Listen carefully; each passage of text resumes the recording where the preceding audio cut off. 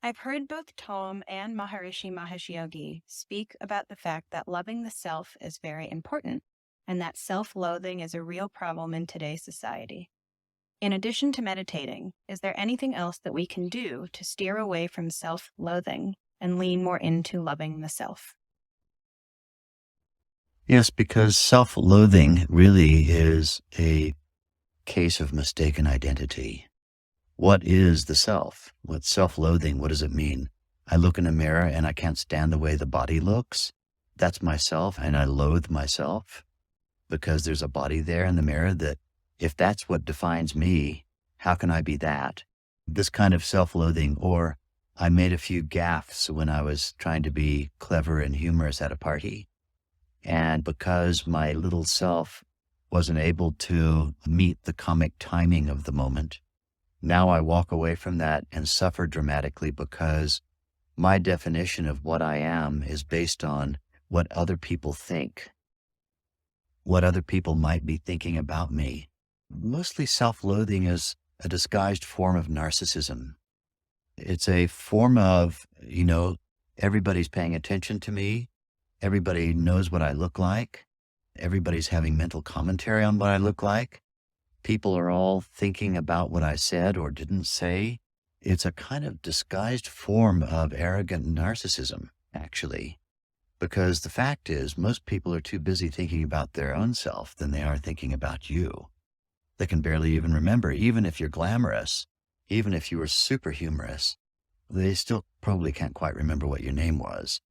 So the fact is that the way to come out of self-loathing is to take this lowercase s self into capital S self, to begin identifying with that lies beyond individual definition as dictated by a body that was born at this time or this particular age, or a personality whose traits are all governed by whatever experiences you've either had or not had during a body life. This small s, small self definition, who wouldn't loathe that, really? I mean, if that's all I am, then loathing it, in a sense, might drive us as a seeker into a greater definition of self. And the idea that I am the vast, one, unbounded, unified field, this is my true self. There's nothing to loathe about that. Small, if all I am is small, I'm a little thing, I'm a little this, I'm a body, my education compared with others is not so great, and everybody's thinking about me all the time. All of that is just too ridiculous, frankly. The fact is, individuality is cosmic, and we need to establish ourselves in that broad, unbounded consciousness self-identity, rather than rolling around in the mud of, what am I, individuality, my individual traits, my individual this, me, mine, all of that. Who is the me? Who is this little self that is loathing itself?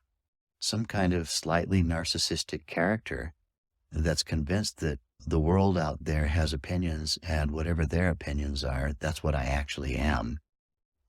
We need to step beyond that.